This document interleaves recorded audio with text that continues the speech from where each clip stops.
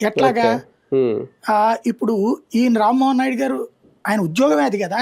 అవును. కనీసం 3 నెలలకోసారి అన్ని విమానయాన సంస్థల్ని పిలిచి ఎందాకొచ్చిందయ్యా డీజీసీ నిబంధనలు హ్మ్. అని ఏమన్నా రివ్యూ చేశారా? అది. హ్మ్. అప్పుడు ఇదిగో ఎయిర్ ఇండియా వాడు ఇంత చెప్పాడు, హ్మ్. అయిపోయిందన్నాడు.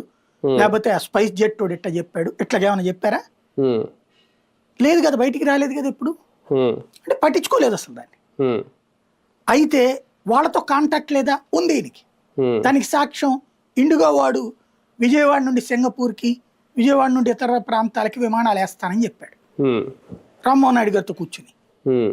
విజయవాడ నుంచి లేదా ఆంధ్ర నుంచి విమానాలకు సంబంధించిన సమీక్షలో కూర్చున్నోళ్ళు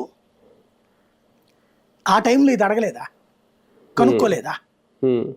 లేదా ఇది బిస్కట్టేసి అది వదిలేసాడా? హ్మ్.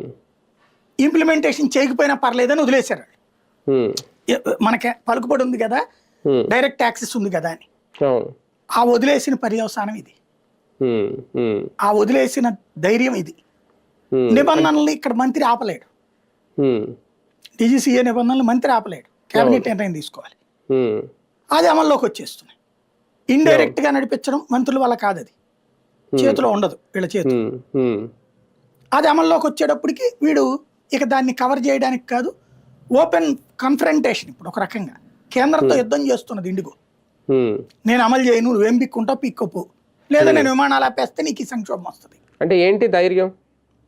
అదే ఇక్కడ 74% రాజకీయ నాయకులు విమానాలు అనరా? ఆడియే. కాదు. హ్మ్. హ్మ్. 74% విమానాలు ఆడిదే. మొనోపోలీ వాడిది. ఓకే. ఓకే. ఇవాళకి హ్మ్. వాళ్ళు ఆడిని ఆపేస్తే విమానయానం మొత్తం గందరగోళం అవుతుంది. హ్మ్. ఇప్పుడు ఒకప్పుడు మాకు విజయవాడ